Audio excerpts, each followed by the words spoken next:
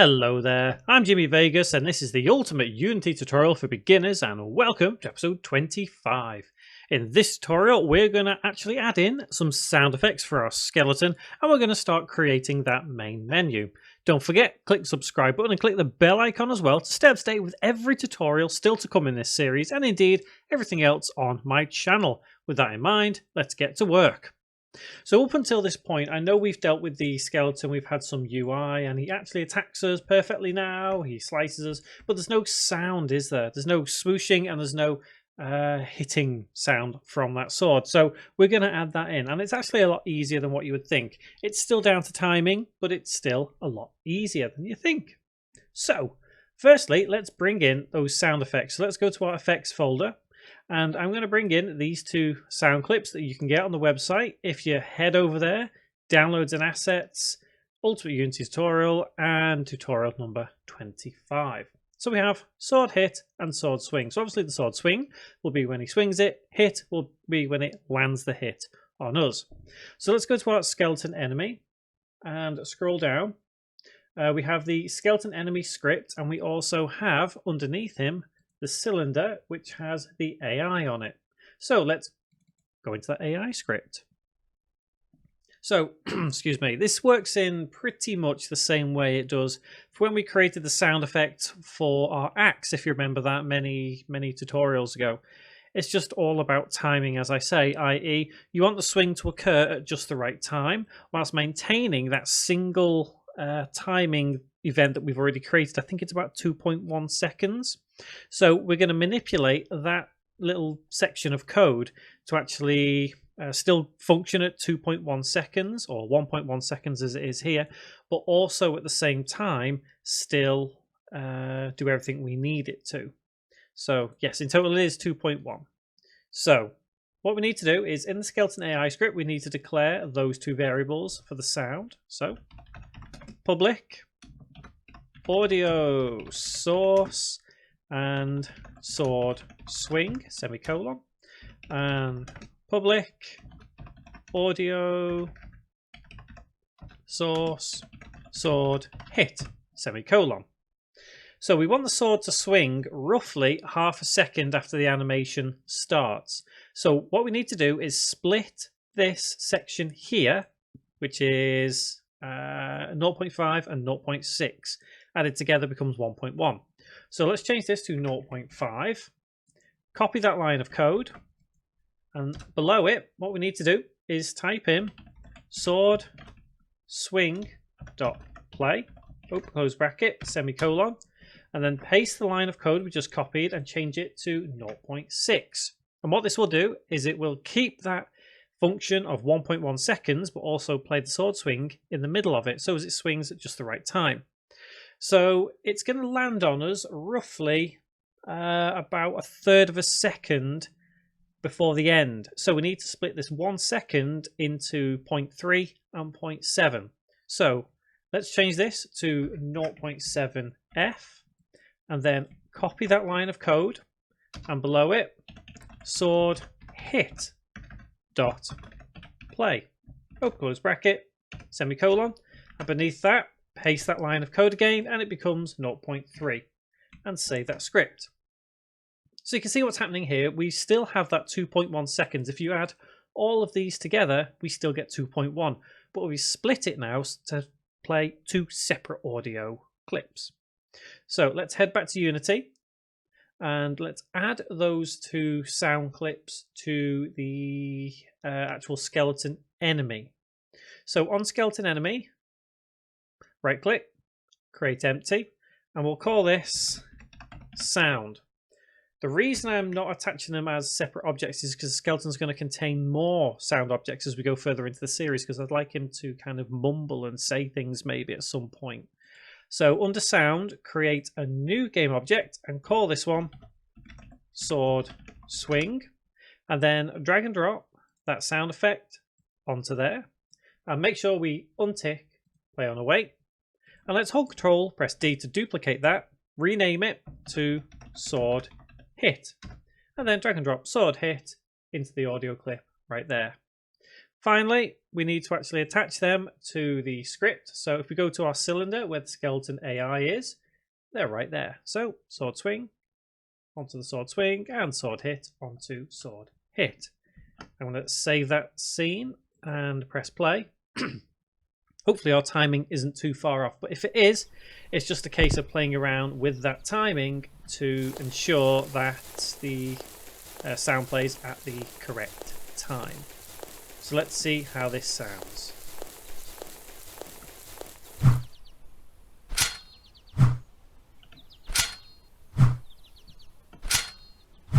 Okay, so it's not quite right. The timing does need to be changed. It's relatively soon after that the landing sound is actually made. So that means that we're going to have to extend the time. So it should go there. So, as I said, change the timings now, and that's all we'll need to do. So it looks like what we do here to make this sound just right is if we add this to probably 0.9 and reduce this to 0.2, reduce this to 0.3 and change that to 0.7. So you've still got that split of time. It still adds up to 2.1. And if we save it and go back, we should be able to get the timing at least a little bit more accurate now, rather than the insanity that it was. Obviously, you don't have to use the same sound effects that I've given you. You can source them yourself if you want to. So it looks like the swinging is just right. So what we're going to do is change this to 0.1 and change this to 0.9. Save, and this will be the final test. Even if this isn't quite right, I'm not going to go any further. You can refine this yourself. But once again, it still adds up to that 2.1 seconds. So finally, let's try once again. And when we've done this, we'll start looking at our main menu. So let's head through the village, the woods, and let's see how this sounds.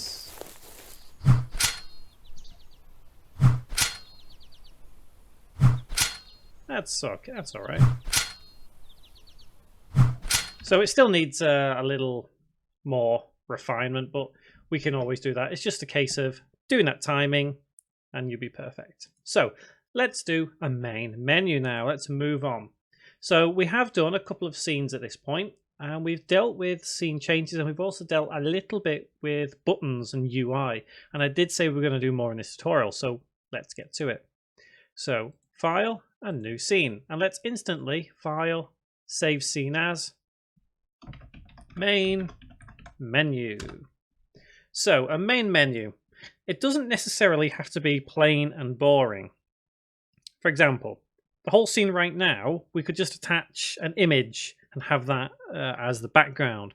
But why do that? We can go a step further and have a cool, nice little background for a scene. Because just because it's a scene doesn't mean to say that it's something you play in. It could be a visual thing.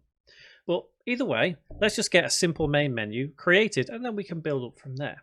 So game object, and let's go with UI, and let's start with text. And we've dealt with text before, so we understand how this component works. So for simplicity's sake, I'm just going to call this game Jimmy's, I don't know, Big Ultimate Uber Game, I guess. Whatever. And I'm going to put it at the top. And let's have it bold and italic. Let's have it quite large. Let's say 50. Center. And let's play around with the settings so it actually displays correctly. So let's take our rect tool. There we go. Jimmy's Big Ultimate Uber Game. Yeah, it's very original. So there's our title. You can imagine that literally as your title. It's up to you if you want to add font to it, if you want to change the color, if you want to have it, I don't know, kind of bluish maybe. That'll do. And a good example of going even further would be to create an actual logo. And I think next tutorial we'll go into like creating a cool little logo for it, but it's something you've got to create yourself. So think of your name for the game and create it, and then we'll put it in next tutorial. So obviously a main menu has like a section here or here that says play or whatever. So let's add in a section here that has like a strip going down the side where we can select options. So in fact, I'm going to move this over here for now. And let's go to game object, let's go to UI, and let's go to raw image. Now, raw image doesn't necessarily mean an image as we've dealt before, because if you remember the text box that we created, that was an image. But just because it says image doesn't mean to say it has to be an image. It can be a box. So let's change the color of this to black.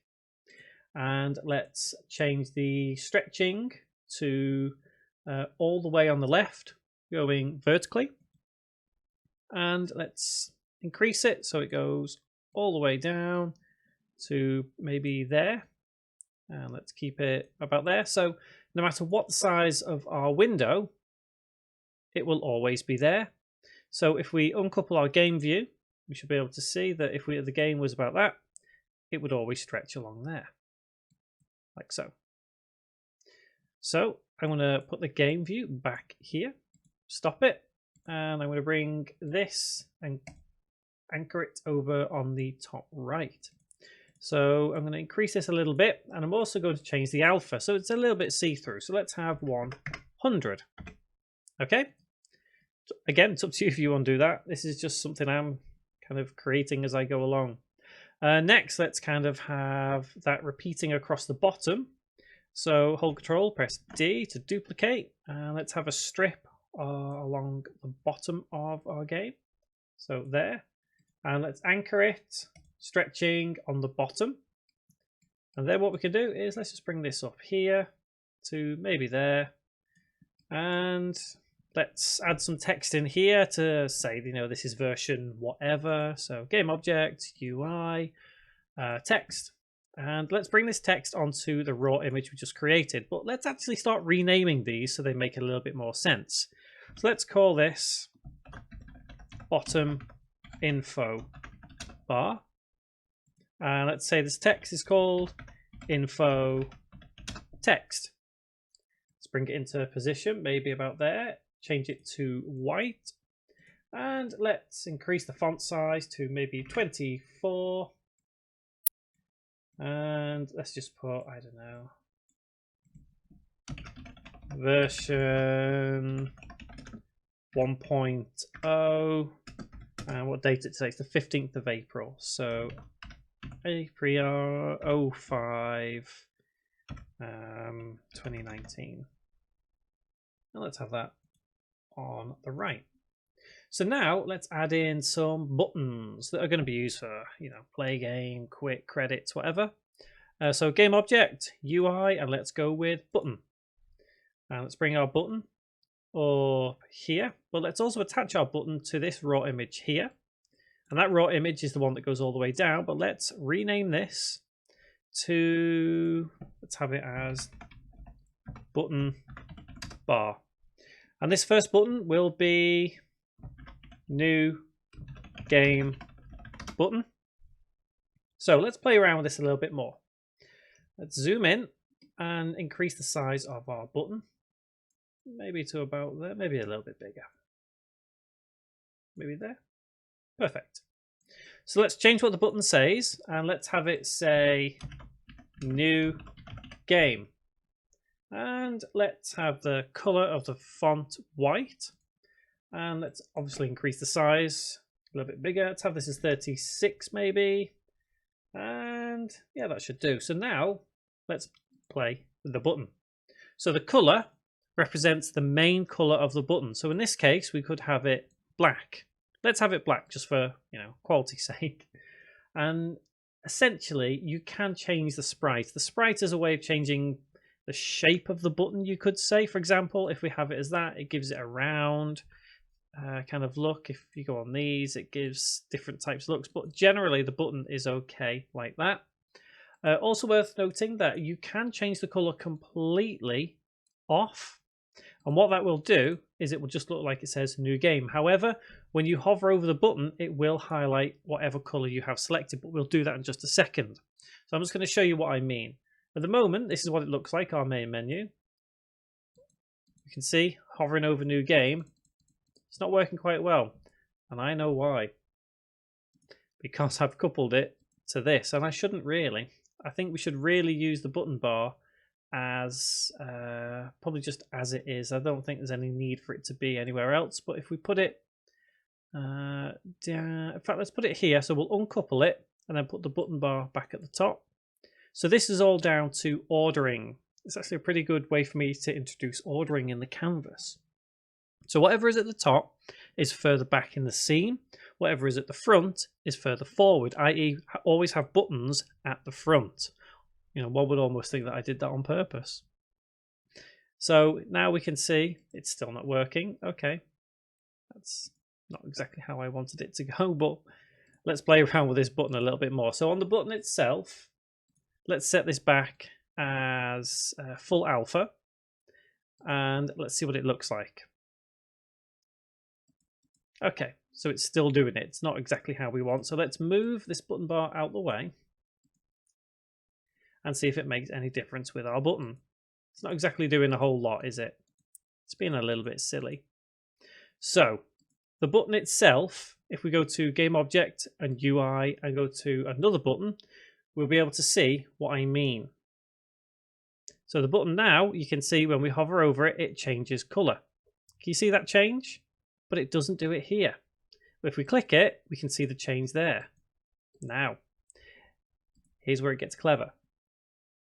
If we go to our button itself, which is New Game button, you can see here that it's one of these weird little glitches, you could say, in Unity, because the ironic thing is, if we were to change the color to, let's say, I don't know, yellow, a very light yellow maybe, and let's change the text back to let's have it as black again, and press play.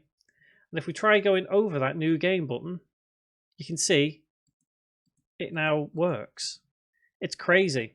That's why you have to be absolutely careful with colors.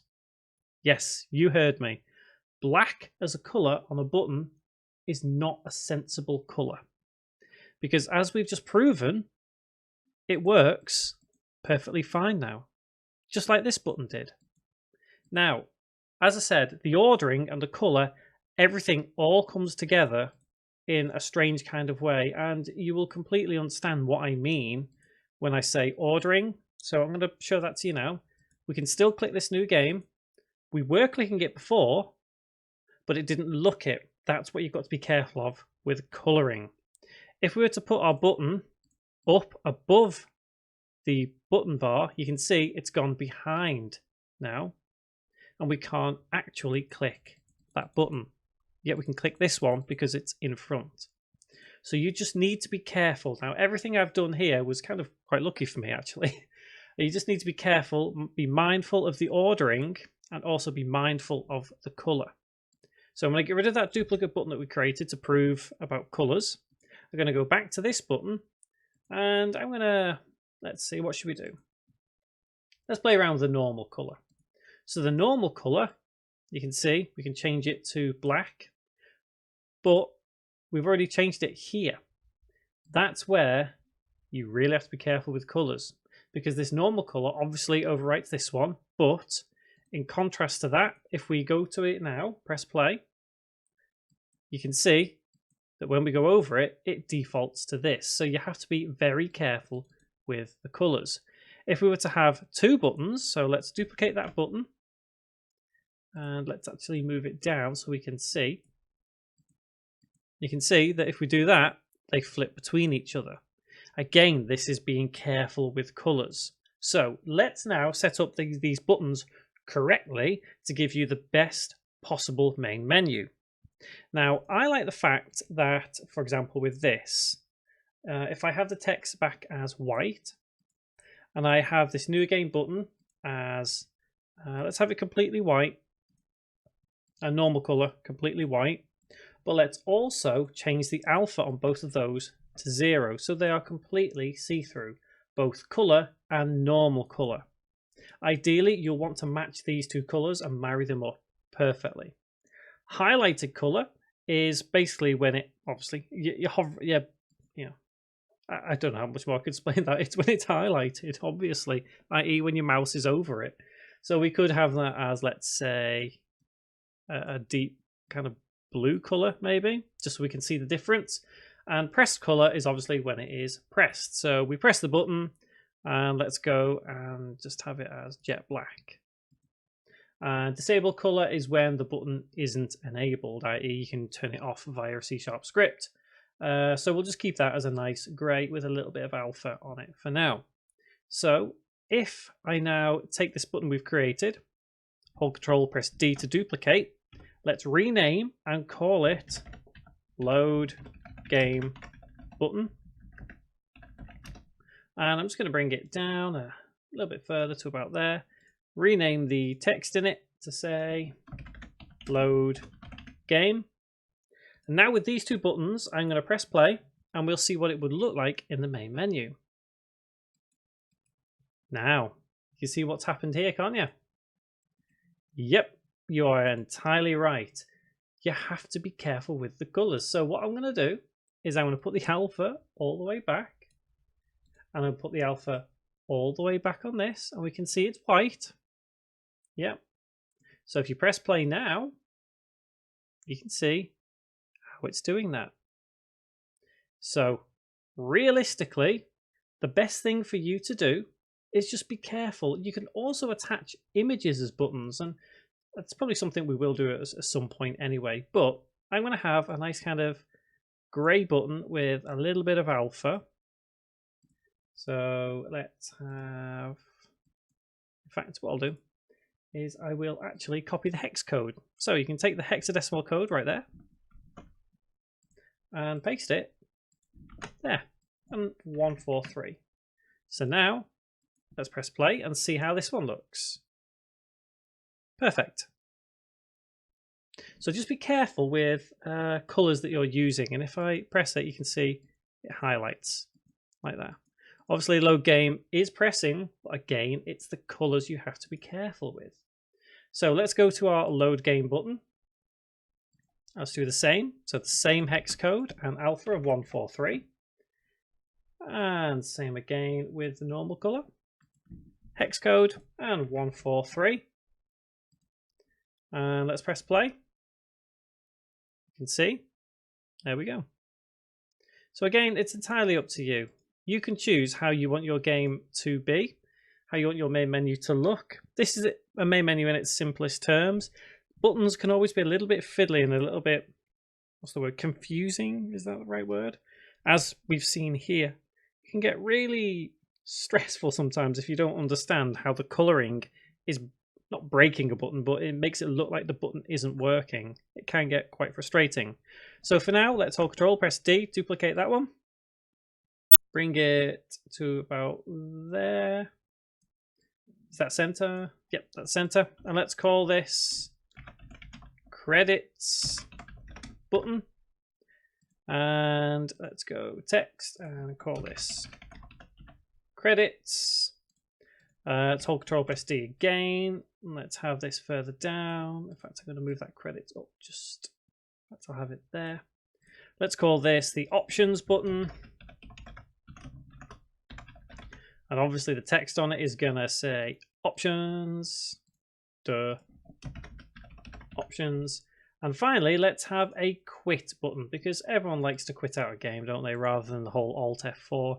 So hold Control, press D. Let's bring that to about there. And quit button. And finally, let's change the text to say quit game. And let's press play and see how our main menu is looking right now. So it looks kind of dull at the moment. It looks a little bit bland. It looks a bit meh. However, next tutorial, what we're going to do is we're going to make this main menu look a lot prettier. We're going to make it actually look kind of relative to our game. We're going to create a splash screen, and we're going to start linking all these scenes together. So for example, when we press new game, we actually go to the game itself. Obviously, we'll do quick game as well, but there's a couple of things which we'll need to build before we can actually get the buttons working, so it's something we'll revisit. And one thing I want to change before I actually finish this off is the text here, because I've put it 05 and it's actually the 15th.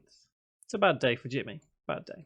So guys, until that next tutorial, you work with your buttons, you get everything sorted, you know, play with the colors and try and figure out for yourself what works and what doesn't work. So until the next tutorial, guys, thank you very much for watching.